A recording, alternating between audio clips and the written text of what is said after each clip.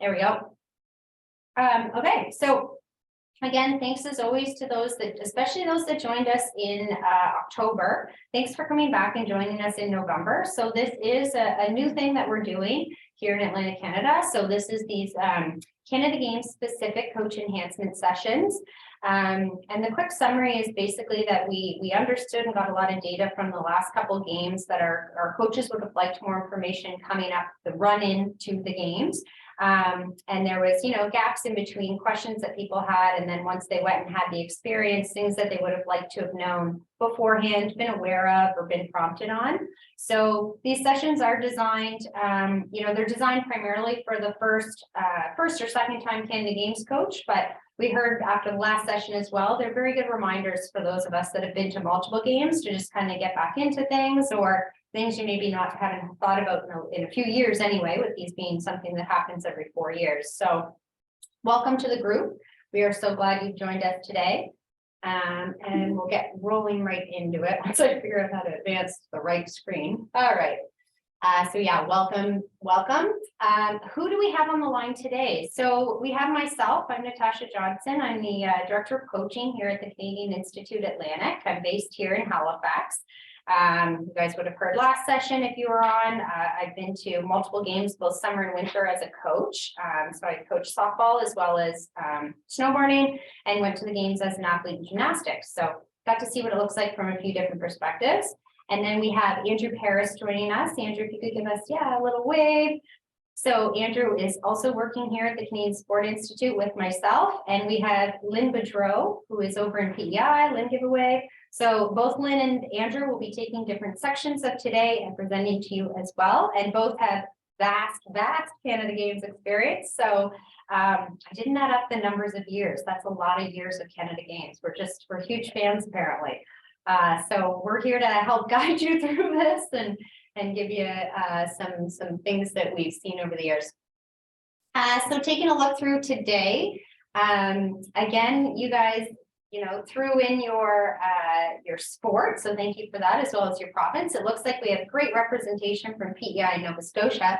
What I would love for you to do in today is throw in what experience do you have at the games. So is this your first games as a coach? Maybe it's your, you went as an athlete and now it's your first as a coach. Maybe it's your, 8th games. Like Lynn, isn't it that you've been to 8 games?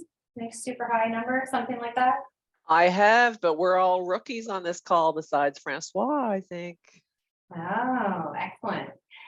So yeah, throw in whatever experience you have at the games, and let's take a quick peek in the chat. 4 times, awesome. 3 times, good. There we go. 2-time competitor, Leah. That's always so cool. No experience, also awesome, because that's what we're here to do, is help those who have never been. Another first time. Cool. First games, very nice. Okay, we've got a couple as their first games as a coach, a couple who are athletes, first and second games. Cool. I love to see the athlete coach. I really enjoyed that as myself, like going as an athlete and then seeing it as a coach. Once as an athlete, once as an assistant coach. Yep. Awesome. 0 experience. Cool. 10th games. That's amazing. Okay. So very, very experienced. You've seen it from all different ways to see it, as well as the umpire. Cool. 5th games, judge. Cool. So there's actually 2 of you on the line that have been there in officiating roles, which is very, very cool. Awesome. Okay. If you didn't post in. It's nice to see that. So thank you guys very much. Okay. So we have vast experience on the line, as well as some first timers. So I love it. Whoop. I got a participation list in front of me now. Hold on. Okay. Whoa, and I missed a slide. Okay. So there were many of you last time. I think most of this group maybe was on the line with us live in October, but we did have a lot who couldn't make that time and did watch the recording. So just as a reminder, if you did watch the recording or you didn't have a chance and you're joining today, what we talked about last time was what to be looking at 4 months out from the games, which was October. So just as a quick recap, we talked about blocking personal time and practicing those healthy self-habits. So hopefully over the last month, you've had a chance to at least think about that, maybe put some things into practice. That would be ideal. We talked about finalizing team rosters, selection, and communicating the rationale behind those decisions. Again, we're another month in, so I'm sure you've continued down that process with your team by this point.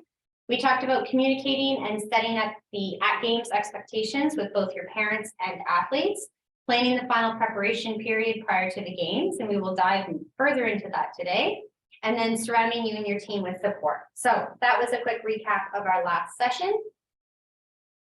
What we're going to talk about today, the approach for today is to kind of skim the surface of a number of topics and then open up the opportunity in December to dive into any of these that you guys are looking for more information on. So what I will ask as we go through today is if there's a topic that we are skimming over that you would like more information on, please keep that and let us know at the end so that we can design December to dive further into that topic. We will do another Menti, but just start thinking about that as we're going through. Is this enough information for you, or is there more you'd like to hear? We wanted to touch on a couple topics today rather than choose one and go too far down a road, because as you see from the list, we've got a lot of different experiences on the line. So what we're going to talk about now is what we should be doing 3 months out. So we are 3 months out before the games. So we're going to be planning some more, and then adding some planning on your planning. So we'll fly through a bit of what that looks like. Getting to know your environment. So what are the PEI games going to look like, feel like, sound like? Then talking briefly about the team cohesion. So getting your team cohesive and ready to perform at their best. And then getting ahead of potential conflict, both prior to, during, and maybe even after the games.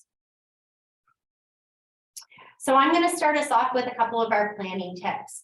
So what we did here is just highlight just general advice again. So if this is your first time games, probably more helpful if you've done this numerous times. I would even ask for you to reach out to your assistant coaches or other new coaches on your team and help guide them through some of this, because these are the things that sometimes don't always get thought about until a little bit too late. So for some of our reminders, so to start off, we're going to work backwards from our games. So you all have your competition dates at this point. You know when you'll be traveling to PEI. So if we go back from that, we know there's 2 to 3 macrocycles left, depending on the length of your macrocycles. And if anyone took NCSP performance planning a long time ago and you forget what that means, we should maybe connect. But just as a quick summary, so your macrocycle is normally about a month long. It could be between 4 and 6 weeks long. So you've got a couple kind of big chunks of planning left before the games, and that's it. If we break those macrocycles down, there's about 10 to 12 microcycles left. Those are your weeks. So in other words, we don't have that many weeks left. So that's our reminder for today is, there's a small number of weeks left and we're going to focus on that time. And what I want you to do in that time is think about what are the things you're trying to change in that time. So some of the things that we've learned from coaches this length out from the games is suddenly they're like, I made my final selection, the games are coming up. What can I do in the next couple of weeks? And they slam in as much as they can. And instead, what I'd like you to think about today or what are the, with 2 to 3 macrocycles left, what are the 2 to 3 things that you're going to set as goals to get your team to do and change over the next couple months, basically? So 2 to 3 things that you want to achieve over that last 10 to 12 weeks. And we're going to briefly touch on as well, at the very end of that, what does your final taper period look like? Because that's a question I do get from a lot of coaches. It's like, what does a taper mean? What does it look like? So I'll briefly touch on that. So once we've worked backwards, you've looked at how many microcycles you have left, and what is your goal in that time? I'm then going to ask that you flip that and start to work forward. So, okay, I've set my 2 to 3 goals. What ideas or skills have to be stacked to meet your goals? So if in my 3 goals, one of them is a specific tactical skill that I want my, say, team to learn, or a specific technical skill that I want my individual athlete to learn. Are there skills that the athlete must perform before that need to be done beforehand? So if my end goal is at the game, I want them doing this one technical skill, what do I have to do in December? And what do I have to do at the end of November to ensure that they're able to achieve that before the games? So that's that looking back and then looking forward to make sure that you're building towards the games and you haven't missed anything. You also don't run out of time. That's one of the biggest mistakes we see with coaches is they run out of time, right? So they only work forward and suddenly they realize they're short weeks and they run out of time to hit their goal. So make sure you've done that look back, look forward. You have enough time to meet those goals. You've stacked all of your progressions and you still have enough time before the games. And that's the bolded. Do you have enough time to achieve these? So if you've looked through and the answer is no, how can we adjust the expectations or change our approach? Is it add more training time potentially? Is it, can you fit another camp in? Do you just need to simply change the expectation? What is it that you'll have to do? And then the last question that I have for you guys is, have you tracked your training volumes for Canada Games before? So for the experienced coaches on the line, hopefully you have, and you know what your training volumes look like as far as hours a week from now until the games. If you've not done that, or if it's your first games, have you spoken to the last coach? So really leaning on those people that have been there before to say, listen, this is what the training volume looks like over the next block. And the reason I just wanted you to look at that briefly, and high level, I'll go over this, but this is an example of a couple of macrocycles before Canada Games that I was coaching at. So this is a tiny snapshot of my yearly training plan. And again, no judgment, doesn't matter how you do your yearly training plan, if it's in Excel, if it's on a calendar, if it's whatever. I used Excel, so this was a snapshot of mine. You see there at the end of February was Canada Games. So this is just a quick example of what did that last couple macrocycles look like. Well, we had an event 2 weeks out from the games. So the reason that one's green is that was a training event. I knew that it was far too close to the games to be really using it as a test, because it was also the start of a taper period. So it was the start of having a rest and rebuild before the games. So that one's green because we trained through that event. And then you had our actual sort of test event, the event we went down to really see, were the athletes ready to perform at the games? And of course, the answer after that yellow event was I needed time to make adjustments. So that's why that's about a month out from the games. So we tested the athletes the end of January and saw, are they ready? And if not, I still had a little bit of time to sneak in some improvements and tweaks before the games.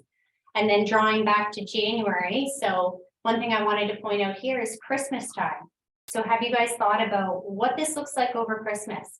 This is different from our summer sports. So our summer sports get to kind of train all the way up to the games without a big traditional block that families go away or take time off or have all these things happening.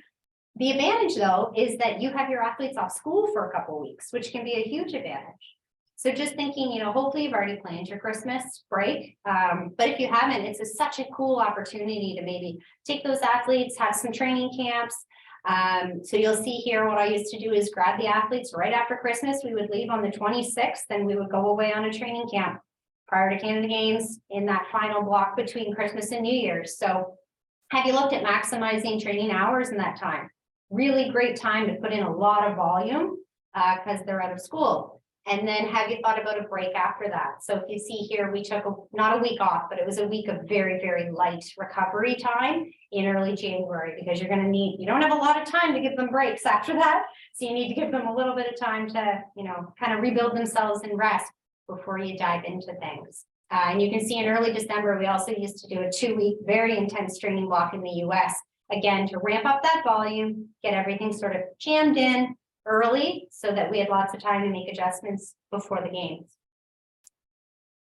And the last point I just wanted to touch on here was over that whole time, tracking that training stress and volume. So for me, I used to track total training hours because for my sport, it was sort of the best indication of how the athletes were making it through. And there's a lot of learning as you go through multiple cycles. So I remember my first Canada Games really burning my athletes out. My training volumes were massive.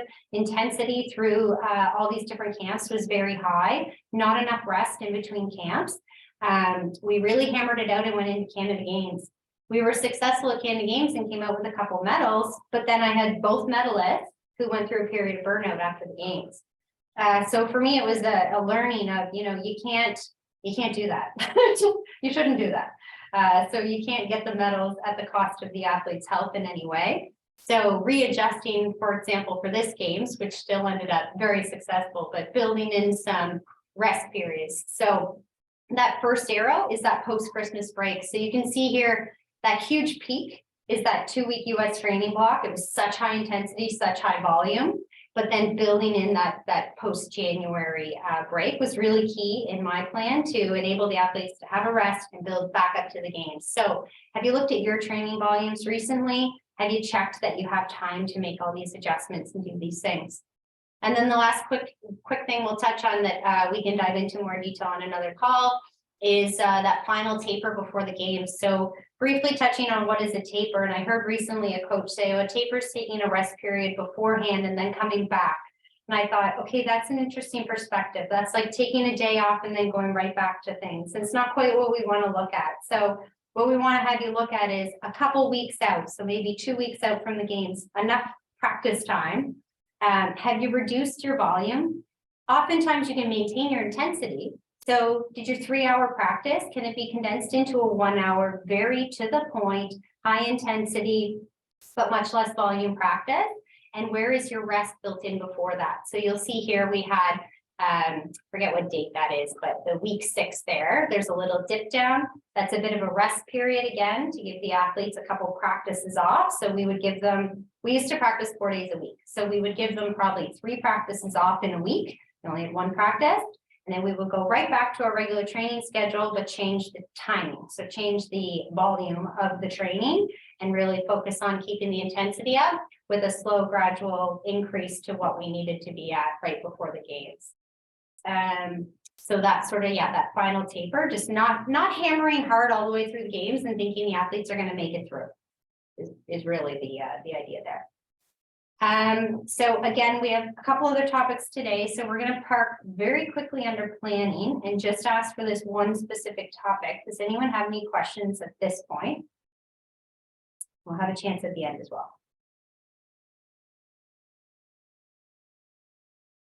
Okay, we're going to turn it over then. Whoop. Going to turn it over. Oh, Lynn, sorry. We're going to turn it over to Lynn Boudreau. I'm going to give you the floor. That's okay. Thanks so much. I first want to build on a little bit of what Natasha was talking about around the planning. And I know not everybody has their camera on. I can't see everybody, but I think there's some teams on here who have university athletes and high school or junior high athletes. And your planning it's difficult. I'm not going to lie to you. It's difficult at this time because besides that Christmas break, you have your university athletes that have exams before Christmas, and you have your high school athletes that have exams after Christmas. And that takes some major planning on your part of how are you going to train all those athletes when they're dealing with often a high stress level in their schedule. So it can be very difficult, but something to start planning now of maybe your non-university athletes, you're doing something a little bit different with them that late mid-December to Christmas, and your university athletes are a little bit different when your high school students are in exams. So just when you're talking about planning, that kind of triggered that for me when it comes to the winter sports. Happy to be on here today. I have been to 8 sets of Canada Games, so I was lucky enough to do 2 as an athlete. Track and volleyball were my sports. I've coached indoor and beach volleyball, and I've attended a winter sport for biathlon, and my volleyball was a winter one because they were flipping volleyball at the time. So I've had the opportunity to see a little bit of summer and winter Canada Games. And here, the topic was around getting to know your environment. And one thing I was unsure of was how much information you've already received. So the coaches from Prince Edward Island, I know, just had a meeting last week and got to get a lot of the information from Team PEI. How I understand it works in Nova Scotia is they really only come together like 3 weeks out from the games, and everything comes from their mission staff. And Andrew, I think you said that mission staff training is this, or information session for the mission staff is this weekend. Is that correct? That's correct. So the mission staff for the Nova Scotia coaches, your mission staff are going to get together this weekend. So you should expect to hear from them in the next couple of weeks. Okay, so when I created this, I thought you would have some of the information. So I apologize. You may be surprised or go, oh, I didn't know that. You're going to get to know that. So my question for you is, like, what do you know about Charlottetown? As Atlantic Canadians, I would hope a lot have been to Charlottetown before. Some may not, but I think the majority has probably been to Prince Edward Island.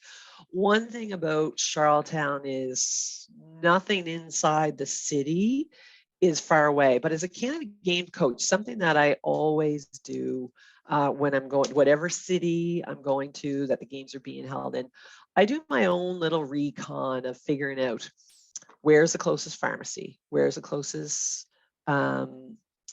grocery store. If parents are coming in town, where is a close convenience store if they need things? Of just what are some of the things that you may need over Canada Games? If you break a skate blade, where can you go to buy a new pair of skates?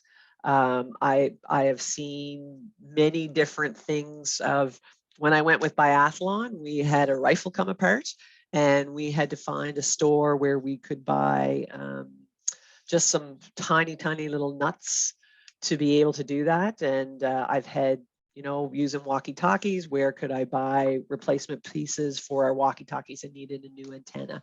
So thinking about some of the equipment you use and where would you go if you needed to replace that. Some of you may have all kinds. I think Francois, maybe in 2017, were we missing a goalie stick, I think one time? Yeah, it was 2015. The ringette 15. goalie sticks got put in with the hockey team, and they had separate storage rooms. And the women's hockey team or the men's hockey team didn't understand why there was 2 extra sticks in their room, and the female ringette team couldn't find them. So yeah, racing around trying to find goalie sticks for their first practice. Yeah. So I mean, anything can happen. I'm not telling you to take hours and hours and hours to try to think about everything different that can happen, but think about some of the big things that can happen. And like I said, pharmacies and that kind of stuff. If you can tell your athletes 100 times, if you have any prescriptions, make sure you get your prescriptions filled before you go, that kind of stuff. Some of them are going to forget, and they're going to have a prescription faxed in somewhere and something done. But it's important for you to know a little bit about Charlottetown. And I know not everybody's in Charlottetown. So those that are in Nova Scotia for the games, finding out your area, and those in New Brunswick, finding out more about your area where you are. And unfortunately, you are going to be in 2 different spots because you all come to Charlottetown to begin. Well, if you're week 1, you all come to Charlottetown to begin. I apologize. I'm not sure how week 2 works, if everybody comes and then goes and then comes back again.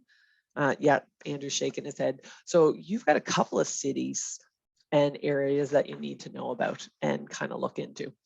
The other thing is, what do you know about your venue? Many have had an opportunity to have a test event or have been to that area before. So for example, I know Peggy is on this call, biathlon. She knows Brookvale well. Well, not any longer. Brookvale right now looks totally different, and I could have brought up a picture here of what that looks like, but you may want to be touching base with your counterparts in the province to find out about the venue if you don't know what the venue is going to look like.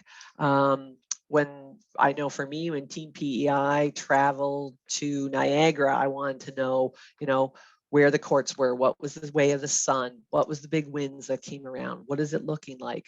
As an outdoor sport, those are things that are important to know. So you're just going to try to find out as much as you possibly can about your venue. And I know from the mission staff, I think I saw the slides from PEI. I think there is a sheet that can go to each venue location. So that would come out through your mission staff. Okay, next slide, please, Natasha. So where are you staying? You guys get to stay in brand new residence, brand new. This is a new building that has been built on the UPI campus, and there is a north and south tower to this new residence. There is Blanchard Hall is also going to be used. I don't have a picture of it. I know on week 1, there's a couple of the teams that are on here, a couple of provinces that will be in those. But in this picture, what I wanted to show you, I showed you the new residence, but I showed you a picture of, there are bunk beds. I'm not sure if this is the exact picture of the bunk beds. It is. Francois has given me the thumbs up. I have been to Canada Games where there's bunk beds oftentimes. There are things as coaches that you need to check in with your athletes. There are people who are afraid of heights, and the height of a bunk bed can be a fear for some.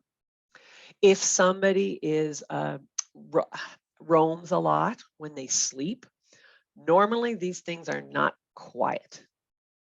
So you need to already be planning on who can sleep on the top and who can't. And everybody's going to say, I don't want to sleep on the top. Some have to sleep on the top. But this can be a make or break for your week. If you have somebody who is one of your top athletes and they're on the top and they can't sleep, or if they're on the bottom and somebody's on the top who is not a good sleeper, you could end up with athletes with no sleep during that week or very little sleep that week. So it's a little bit of planning and preparing them, and not scaring them, but preparing them for what's going to be ahead. If I was one of the ones that ended up on a top bunk, I didn't mind being on a top. I didn't sleep fantastic that week, but I was okay to do it. But that's part of, comes back to as much knowing your environment as much as your planning. So as much as you can try to take care of blankets, pillows, those kind of things. They supply so much, but if it's, especially in the wintertime, and people talk about pillows, if you want to talk to your athletes, if pillows are something that if they want to bring or purchase are important to have. And if somebody's used to having those big, heavy, weighted blankets on their bed, they may want to think about what they're bringing, or again, purchasing. I would say in Niagara, I would love to know the sales of the Walmart in Niagara. Because I think anybody who's on, like Francois and Andrew were both at the last set of Canada Games. I would probably say that was the number one destination of coaches and managers trying to purchase different items that were required. Don't worry, we've got a Walmart that's close, so that's good. Next slide, please. I talked a little bit about Blanchard Hall. I know that Team Nova Scotia and Newfoundland males are some of them that are going to be in here. Those athletes, though, will have access to, on week 1, the North Tower, which will be the male residence. So they still will be able to interact with the rest of the team and that kind of stuff. I don't know when it'll come out of specifically which teams are in there, but when it does, again, that is just part of a planning piece that you need to do. Next slide. Again, knowing your environment. Wanda Wyatt Diamond Hall is a large area. It holds 700 in total. What you need to look at is your schedule and what the meal times are. I know at pretty well every Canada Games, when it says that breakfast is 6 to 10 and lunch is 11 to 3, lunch does not begin at 10:45.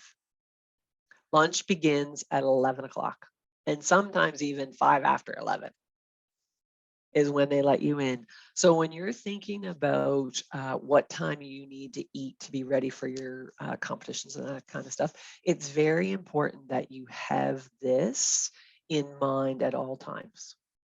Okay, and there are times when the meal halls are busier and quiet, and it usually takes you a few days to get onto that. The one thing I will tell you, the first couple of days, when everybody comes in and everybody's training, it's busy, and it seems to be busy a lot. Francois, I think I did see in the PI one, they're doing a ticketing session the first couple of days. Is that correct? Yeah, well, they're still trying to figure that out, but the challenge always is in the first 2 days when people aren't in full-on competition, is that there's always a pile of people around the village, and the meal halls team seem to get overwhelmed in those days. So they're trying to find either a timing or a ticketing system that allows people to get the nutrition they need, but not hang out in a dining hall for 4 hours and consume 3 times as much food as they normally would. Yeah. Yeah, so I think that that's a good thing that they're looking into that. I saw a question in the chat. How does mealtime work for athletes that are in Summerside? We are competing in Summerside, and I imagine some meal times will be spent there. I know there's box lunches that are available, and there's grazing at all venues. More of that you'll be able to get from your mission staff, but I don't think there's going to be a specific meal hall in Summerside, as far as I know. If anybody knows different, they can correct me, but from what I understand, and like I said, that information, more of that will come from your mission staff. But as far as I know, it will be box lunches that will be available at that time. Okay. I could go on and on and on about environment all the time.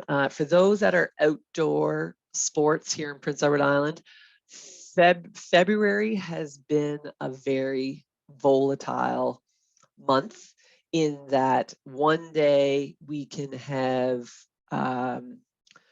25 centimeters of snow and cold, and it can turn around and overnight have extreme freezing rain and rain.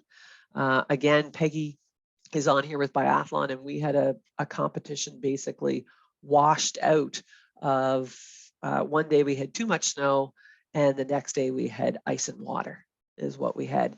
So unfortunately for dressing and what people need to bring for indoor, but specifically outdoor sports, is it could be anything is what can happen. And I mean, that's been a lot of Atlantic Canada, but we've been very up and down. Anyway, that's all that I have for today. Like I said, you could go on and on and on. Thank you so much, Lynn. So yeah, especially for our Nova Scotia coaches who probably haven't seen a lot, hopefully that helps you. For all of our coaches online, again, we'll have some open question time at the end. Or Mark, go ahead if you have a specific question for Lynn. Oh, hi, it's Mark Scales with Figure Skating. I just have a question about the arena in North Rustico, and if that is open or due to be open, and if not, what are the contingency plans around that? Well, exciting news. I was actually in a meeting last night, and there is talk of December 4th of ice starting to be prepared. Francois, have you heard different, or anybody else? That's December 4th was a date I heard for ice. So yeah, the only thing I've heard is that there's multiple users of that facilities, and there's certain parts of it that may not be ready for those users, but it won't impact the ice component of the event. And so turning the plant on early to mid-December, give or take, is what I'm hearing as well. Yep. Yeah. Okay, great. Thank you. Yeah, no, we're really excited. Like I said, December 4th was the date that I was told we was getting a flip. So we're going to go by that. Okay, thanks. I'll hand it over to Andrew, and then again, we'll have some open question time at the end. Awesome. Thank you, Natasha. If you just want to quickly flip over to the next slide for me, please, and thanks. Perfect. So let's chat a little bit about team cohesion or team. There's a bunch of different words that you could use as a substitute team cohesion, but let's focus with this. So when we talk about team building and building your team and really understanding your team, it starts with the individual. So for those who have just named their teams, or perhaps you haven't had this conversation yet with your athletes, do you understand what every athlete needs in order to be at their best? We as coaches, we sometimes have a general idea of what that is, because some of us have been coaching for a long time. But of course, the best way to know / understand is to have that conversation with your athletes. So as we start to build up, because of course we're less than 100 days away from the games at this point, as we start to build closer to the games, these are conversations that outside of the field of play are very important to have. The example that I always give, again, I am a curling coach. So I know I've worked with athletes in the past, when they miss a shot, they need encouragement from their teammates. I also worked with athletes of when they miss a shot, they want to be left alone. They need to be able to focus. So, and if the person who needs to be left alone gets that pat on the back or gets that word of encouragement, perhaps that sends them down a spiral that's even further, that goes a bit negative from there. So it's really understanding what works with your athletes, what doesn't. I know when I played sports growing up, the old school getting barked at by my coach actually really personally motivated me. But of course, I know it doesn't work for everybody. So understanding that. And also assessing as well. Can everybody's needs be met? What is best for the team? So once you have an understanding of what each person needs, taking that and understanding what's best for the team. For those team coaches who are coaching teams for his athlete selection, I'm sure that that played a role in your athlete selection. So I'm sure that you would have already thought about that. But again, it's not something that we just think about at a team selection time. And then once the team is selected, or once we get our provincial jackets or whatnot, we just think about it. It's always something to keep in the back of our minds as we're getting closer and closer to the games. Next slide, please, Natasha. Awesome, thank you. And then we go from understanding the individual, you go from understanding the team. What is the purpose of the team? Understanding what are the team's goals and clearly defining that. And when we talk about goals, we're talking about more than just winning or losing. What are those things that help gel the team together? What is the purpose? What are the team's goals? And it can be, like I said, it doesn't have to be specifically related to winning or losing. That can come back to talking about what values are included with the team, can also be included in there. But that's an exercise. I worked with wheelchair basketball back in 2019 with Team Nova Scotia. And they had a session months ahead. And they wrote down their purpose, their goals, their values on a piece of paper. And they brought that to Red Deer with them.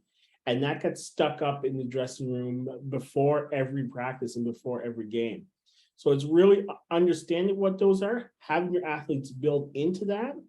And that goes to the last one. Is everybody committed? Are there any conflicts with those personal needs and or goals? And are the lines of communication open with your athletes to be able to have those open conversations? Sometimes they can be awkward or vulnerable conversations, but yet they're still really important to have with your team. Next slide, please, Natasha. Awesome. And then when we go to the identifying so this is just really something, identifying the individual needs, team goals, and the role that each of your members play. So what are the role that the captains on your team play? What are the role that the other athletes play? And understand that, and of course that varies by sport, and then on teams that obviously doesn't take that's obviously not the case if they're individual. Creating team agreements. So again, talking about what our wheelchair basketball team did 4 years ago in Red Deer. They not only put those agreements together, but they also signed a document to make sure that they were committed to those goals. So not that a contract or a loose contract works in every particular situation, but it's something to look at. We really want to make sure that all of our athletes, our entire team, is pointing in the same direction with the same goals. What are the behavioral expectations of the team? So for those who know me, know that I work a lot in the areas of equity, diversity, and inclusion. And one of the things that I've learned in working in this role is that what respect means for one individual doesn't always necessarily mean what respect means for somebody else. And there could be a situation in which somebody is perhaps being themselves, but that's seen as extremely disrespectful, whether it's from a coaching staff or another athlete. So having those conversations about what does respect mean? What is the expected commitment to be part of this team? So a lot of times when we talk about team selection, we have these conversations as the team is being selected, as they're going through tryouts, if you will. But then once that team is named, they come together. What is the commitment? Does it change? Does it need to change? These are all conversations to have internally with your coaching staff and then with the larger team. And then, of course, if that commitment isn't met, or perhaps that code of conduct that you've created is broken, what are then the consequences? And are the consequences being enforced? Those are two different things. So number one, does everybody on your team understand what happens if rules are broken, or if that communication is broken, or something goes wrong? And then regardless of where the fault lies, is it really enforced? So I've seen teams at Canada Games in the past where something has happened, and oh, that's the captain, and we're going to treat them a bit differently than we would if one of our bench players, one of our fourth line players was to break a rule. And then what happened on that team is they didn't perform as well as expected. So that created a bit of a negative vibe. And then it all went downhill from there. So it's really taking the time, if you haven't already, because at this point, 100 days out, it should be a conversation that's happened already, but it's also not too late either. So these are things that can be talked about and really things to hammer home in addition to the work that you're doing in the field of play. So let's talk about conflict resolution. So first off, let's talk about what staying above the line means. So as a coach, there's all kinds of things that can happen at Canada Games. Those who've been there multiple times can definitely attest to this. But what's really important as a coach is that you stay positive, you stay above the line. I know for myself, when things get negative and I go below the line, it takes a lot of time for me to get back above the line. It takes additional work. So the question that I always ask, and this is one specific tool, you can use a number of tools. If I'm angry, I look at emotions as a symptom of something else. So if I'm angry about something that's happened in a game, or perhaps I'm frustrated with an athlete, I ask myself, what is causing this frustration? What is causing this anger? And taking the moment to self-reflect. And by taking the moment to self-reflect and taking the time to ask some open-ended questions, it helps me get above the line. But of course, we've all been coaches for different lengths of time. I know some of us have been coaches. Some of the people on the call have been coaches for decades. And I'm sure you have your specific methods about staying positive and staying on line. Not toxic positivity. We talk about that often in our office at work. And not necessarily toxic positivity, but genuine positivity. What does it take to get there and stay there? In terms of planning ahead, we have to think about things before they happen. So perhaps it's sitting down and speaking with past coaches. Perhaps it's working a little bit with your mission staff, collecting as much info as you can to avoid problems before they arise. So in terms of that, what are some of the things that you can alleviate right now? And I just included a few of them there on the screen. What does screen time look like at the games? And when I say screen time, I also include access to social media. What are curfews? I've worked with a number of teams where their curfew is different than the one that is enforced by the mission staff and by the host society. Because we're in PEI, because we're all maritime coaches, what does access to parents look like? I suspect with most events, all parents and loved ones are going to be there. If not all of them, it will be awful close, like 90% plus. So what does access to parents look like? I've worked with a team a couple of game cycles ago where they asked me as a mission staff and said, you know how you could really help us? You need to work with our coach and make sure that when we get out of the field of play, that the first people we don't see are our parents. And sure enough, I spoke with the parents, I spoke with our coaching staff, and we came up with a solution as to work with our parents and understanding that maybe they're not the first people that you see when they leave the field of play. So there's all kinds of different things there.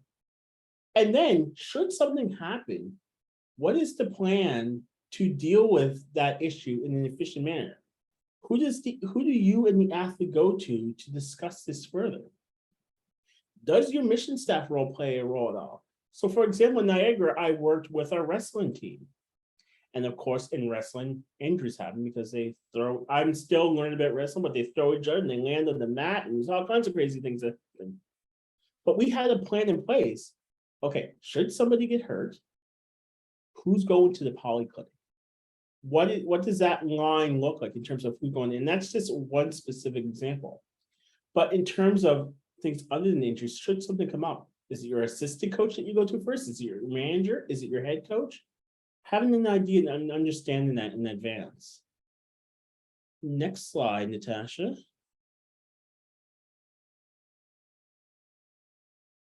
And then when we talk about conflict resolution, once something happens, talk about facing it. So truly facing it up. Don't dust it under the rug. Don't say, yeah, we'll touch on that later. But truly facing up and addressing the problem. But also understanding your timing and your surroundings. So in the 6 games that I've been to, I've seen coaches who have left problems for a bit too long. I've also seen coaches get into it with athletes and their other coaching staff in front of everybody. And that's not something you want to do either. There is an in-between there, and it's understanding in advance, what does that look like? You know, I've been guilty in the past as well, especially in my early years of coaching, of getting frustrated with individuals, but not bringing that up in an area that's perhaps a bit more private. But again, when we talk about, when we go to work and to not flip that lid, what is your attitude? What is your personality if your team ends up performing worse than what's expected? Because we all have expectations going into these games. What if you're performing worse than expected? What if you are performing better than expected? As we talked about on our earlier call, one of the things that we have here for Team Nova Scotia coaches is Natasha and I will be traveling as coach support. And more often than not, a lot of the work that we do surrounds these two things. So a team that was expected to perform really well isn't, and then things go sideways. Or perhaps a team is performing better than expected, and the coach gets really excited, and then they start to not be themselves. And then where does that go? Because that can be equally as negative as the other side. When we're trying to get to the bottom of something, using open-ended questions, because the more open-ended questions we have, the more facts that we have, and we're playing less on our biases and emotions. Being able to get things in writing when possible, and also following up in writing when possible. And then, of course, there's remembering previous trainings that we have. So if you're a comp dev coach, at some point you would have gone through the NCCP managing conflict module. Or perhaps you can think way back in our early coaching days and going through our making ethical decisions modules. Using some of those trainings that we had, and perhaps you had some sports specific ones as well, but remembering that, and again, staying above the line, not flipping that lid, and thinking about those things as we move forward when something happens. And of course, reaching out to those around you. So in addition to yourself, you have your other coaching staff, you have your managers. You also have your mission staff that, while it's not their role to help, they're there to help you. So it's a conversation that you can have with your mission staff, and some are comfortable, some aren't. But I also encourage you to leverage your mission staff as much as possible, not to get to run errands, because that's not their job. But when we talk about assisting with conflict resolution, they're there to help as well. And lastly, there's Natasha and I for our Nova Scotia coaches that are there to help. But with that said, and then I want to make this clear, if I'm walking through the athletes village and I see one of you from New Brunswick, or I see one of you from PEI, by all means, like, please feel free to reach out. I'm more than willing to have the conversation. Is there necessarily always a ton that I personally can do?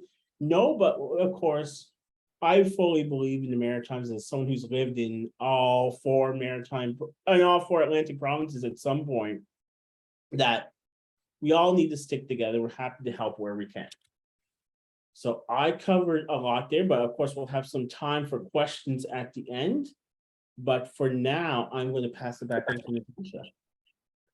Yeah, thank you, Andrew, and thank you, Lynn, as well, for your PEI specifics. So I guess what we wanted you guys to think about to end the session today is just, what are you dealing with right now? Whoops. And then we'll roll right into questions, but just kind of reflecting on what is at the top of your mind right now, And what questions do you have? So I'm gonna open the floor, and while I open the floor for questions, I am gonna put this up. So we did do another Menti. Our next session will be our last session with this group. It feels like it came quick and it went fast. It is December 8th, and so it's not quite a month from now because we were trying to avoid any Christmas plans anyone had. So it will be December 8th. We would like to shape December 8th based on this group that's been attending. So if you could right now go on to menti.com and enter that code, or you can just right now scan that QR code and it'll take you directly to it. We will use that feedback to shape next time. And while you do that, yeah, let's open it up to questions. We already have one from Peggy. Will there be vaccine requirements and COVID testing broadly available? Andrew, were you going to speak to that? I can speak a bit to it, and Lynn, feel free to add where I can't. I know there is a requirement to be at a minimum double vaccinated in order to participate in these games. I believe that hasn't changed, or at least I haven't seen any indication that's changed. So all of your athletes, all of your coaches that should be double vaccinated. In terms of COVID testing being broadly available, I'm not 100% sure of what that looks like specific to these games. So Peggy, I would recommend following up with your mission staff liaison. I know Leah, you are our medical liaison for Team Nova Scotia. I don't know if you have any information, and I am putting you on the spot, so I apologize for that in advance. You can get mad at me later. But do you know anything else to add to that, Leah? The only thing I can add at this point is, yes, it's double vaccinated, but I don't have any additional information. Okay. But of course, Peggy, as we find out more information, we'll be sure to pass it on. And I encourage you to reach out to your mission staff. And if you don't know who that is, by all means, reach out to me and I can put you in touch with that person.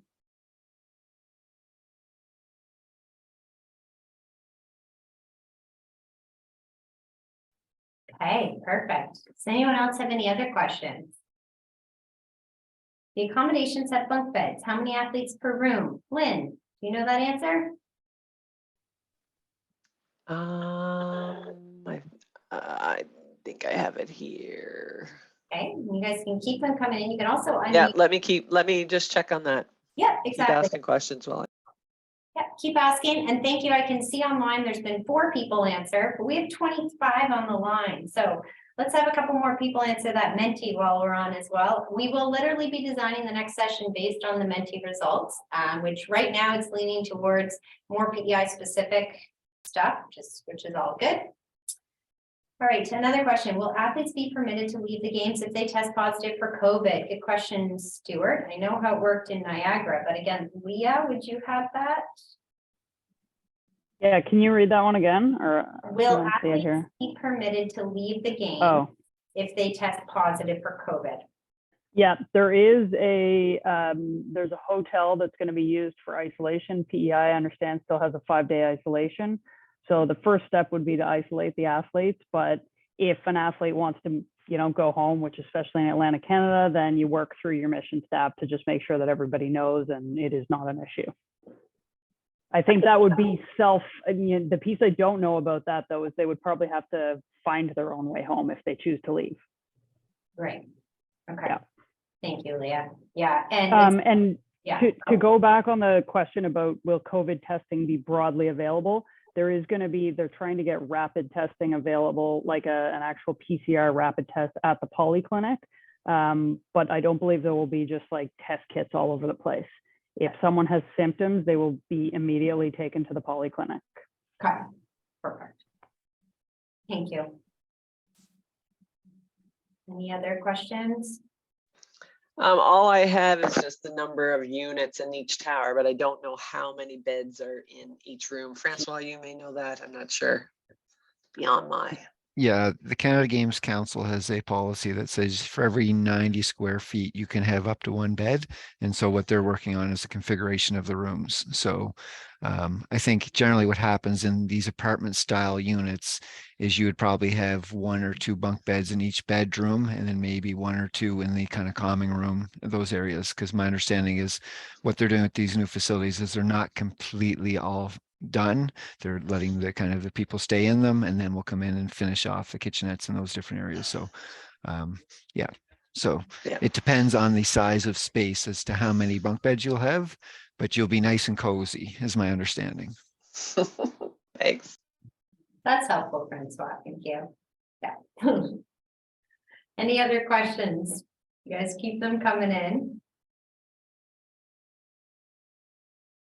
And again, we've got 9 responses. So thank you guys for the Menti. I'm gonna, one more prod though. Come on, we got like 3 times that online. So let's get a couple more people answering that Menti.